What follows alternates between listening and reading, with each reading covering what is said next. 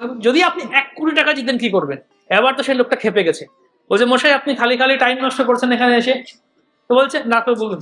তো ঠিক আছে, যদি আমি 1 কোটি টাকা জিতি তাহলে সব টাকা আমি আপনাকে দিয়ে দেবো।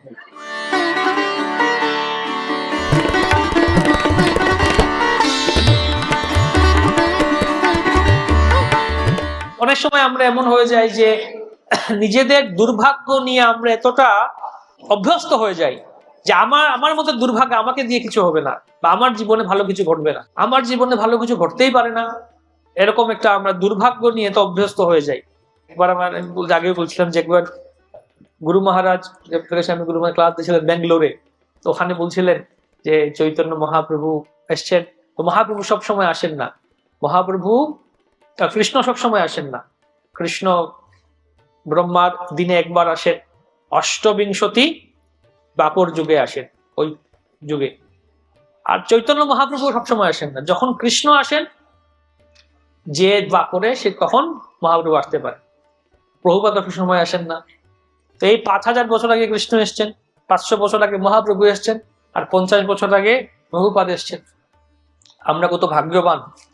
তো ক্লাসের পরে এক ভক্ত প্রশ্ন করছে, গুরু মহারাজ আমার না এটা বিশ্বাস হয় না, মানে আমার মানে মন থেকে এটা আমি বিশ্বাস করতে পারি না যে আমি কিভাবে এত ভাগ্যবান হলাম, যে আমি এত দুর্ভাগা, বা আমরা এত দুর্ভাগা, আমি এত দুর্ভাগা। জন্মের পর থেকে দুর্ভাগ্য নিয়ে একটার পর একটা দুর্ভাগ্য হয়, এটা দুর্ভাগ্য ওটা দুর্ভাগ্য, বিভিন্ন কিছু নিয়ে আমাদের মনে হয় না এর এত কিছু হচ্ছে, ওর এত কিছু হচ্ছে, আমার কেন হচ্ছে না, আমি এত দুর্ভাগা, আমার ভাগ্যে ভালো কিছু নেই। কিন্তু এটা যখন শুনি যে আমরা এত সৌভাগ্যবান, মহাপ্রভু এসছেন 500 বছর আগে, আর এই কলিযুগেই আমার জন্ম হলো, মানে বিশ্বাস হয় না। কিভাবে বিশ্বাস করতে পারি যে আমি এত ভাগ্যবান, যে এই কথা। গুরু মহারাজ হাসছেন, বলছেন কি আর বলবো, মানে প্রভুপাদকে তো আমি নিজে দেখেছি, 50 বছর আগে প্রভুপাদ ছিলেন, আর প্রভুপাদ নিজে আমাদের মহাপ্রভুর কথা বলেছেন, আর মহাপ্রভু আমাদের কৃষ্ণের কথা শিখিয়েছেন। তাহলে বিশ্বাস না করার কি আছে, শাস্ত্রে আছে। তো এরকম আমরা বিশ্বাস করতে চাই না, মানে আমরা আমাদের দুর্ভাগ্য নিয়ে এতটা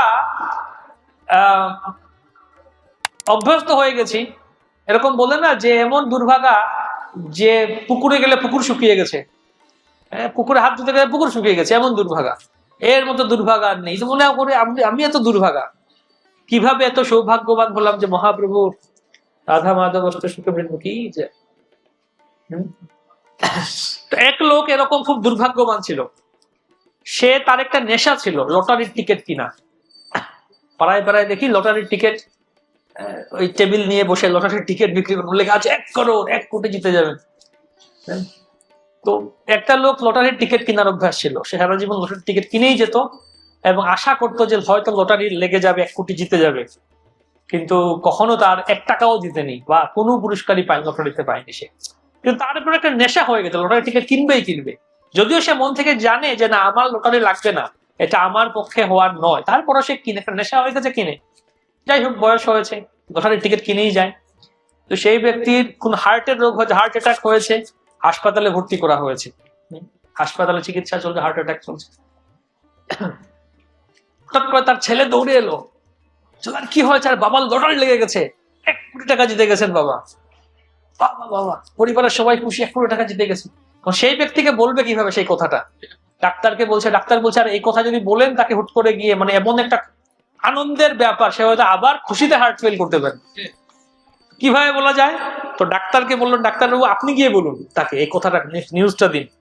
তো ডাক্তার গিয়ে বলছেন, বলে কেমন আছেন, কেমন মনে হচ্ছে? হ্যাঁ ভালো আছে। বলছে আচ্ছা আপনি তো লটারির টিকিট কিনেন? হ্যাঁ হ্যাঁ। তো মনে করুন যদি আপনি লটারিতে 1 লাখ টাকা জেতেন, আপনি কি করবেন?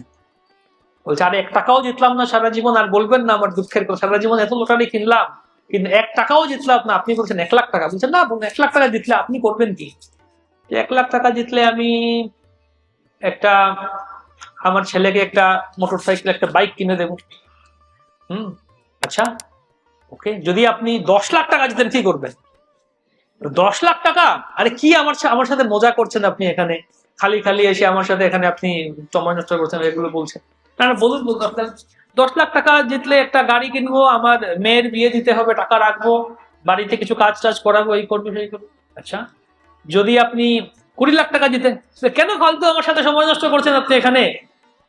না তারপরে বলুন না, আপনি চিন্তা করুন। ঠিক আছে 20 লাখ টাকা জিতে আমি তাহলে আমি এটা দিয়ে নতুন বাড়ি বানাবো, অনেক কিছু বলছে এরকম এরকম বলতে পারবেন। যদি আপনি 1 কোটি টাকা জিতেন কি করবেন? এবার তো সেই লোকটা খেপে গেছে, বলছে মশাই আপনি খালি খালি টাইম নষ্ট করছেন এখানে এসে। তো বলছে না, তো বলুন। তো ঠিক আছে, যদি আমি 1 কোটি টাকা জিতি তাহলে সব টাকা আমি আপনাকে দিয়ে দেবো। আর এই কথা শুনে ডাক্তার হার্ট ফেল করছে, ওই যে আমাকে দিয়ে দেবেন। তো যাই হোক, কৌতুক। কিন্তু কথা হচ্ছে আমরা আমাদের দুর্ভাগ্য নিয়ে এতটা আমরা অভ্যস্ত হয়ে আছি যে আমাদের বিশ্বাস হতে চায় না, শুধু বিশ্বাস প্রয়োজন।